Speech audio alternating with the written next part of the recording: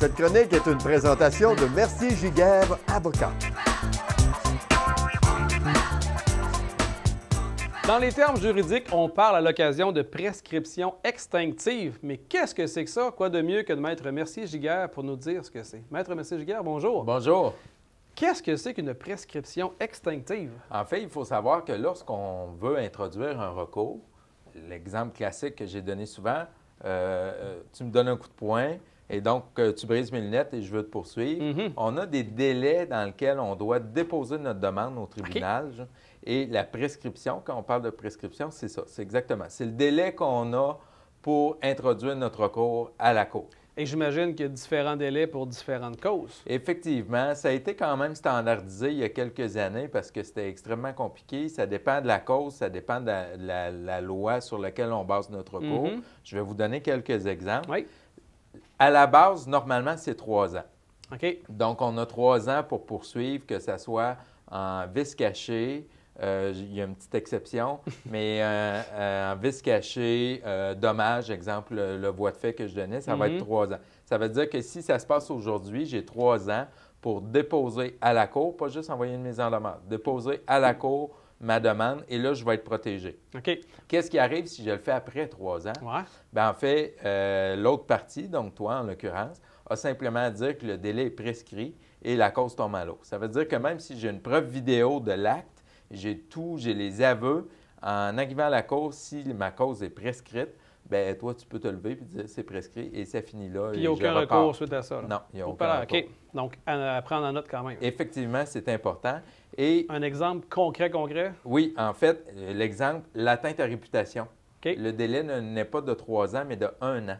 Donc, c'est 1 an à partir de la connaissance. L'hypothèque légale, donc on a déjà parlé de l'hypothèque légale de la construction. L'entrepreneur qui veut faire une hypothèque après la fin des travaux a 30 jours, a 6 mois pour intenter son recours. Vice caché, je vous ai dit que vous aviez 3 ans pour dénoncer. En fait, pas pour dénoncer, mais vous avez 3 ans pour déposer votre demande à la Cour, mais vous avez 6 mois pour dénoncer le vice.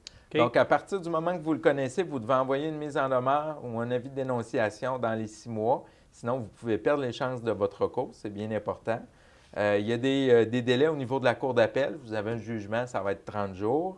Un autre, je vous cite les plus importants, c'est la loi des cités et villes. Donc, vous vous promenez à l'extérieur, vous tombez dans un trou et vous voulez poursuivre la ville. Vous avez 3 ans pour ce qui est des dommages corporels. Si vous brisez le genou, vous pouvez poursuivre la ville pendant jusqu'à un délai de 3 ans. Vous avez, par contre, si vous brisez vos lunettes, je reviens avec mes lunettes, vous avez 15 jours pour envoyer une mise en demeure et vous avez 6 mois pour poursuivre la ville, pour déposer votre demande. Si vous ne le faites pas dans ces délais-là, et je le vois souvent, la loi des cités et villes, le monde prenne leur temps. 15 jours, ça passe vite. Là. Et malheureusement, leur cause est prescrite. Donc là, ils ne peuvent plus rien faire. Mais naturellement, malgré tous ces délais-là, il faut avoir une cause entre les mains. Il faut avoir une cause. Et la question qui est la plus importante, et ça, pourquoi il faut faire affaire avec un juriste, c'est de déterminer bien, à partir de quand il commence notre 3 ans, notre délai de prescription. Effectivement. Parce que souvent, exemple, en vice caché, ça va être à partir de la connaissance du vice. Et là, ce n'est pas toujours évident. Des fois, c'est une question de fait qui peut être interprétée à différentes sauces, à savoir quand est-ce réellement la personne a su qu'il y avait une problématique.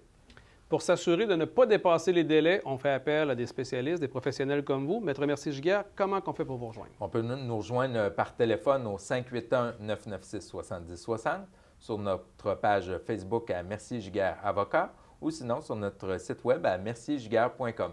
Merci beaucoup. Merci. Cette chronique est une présentation de Mercier-Giguère Avocat.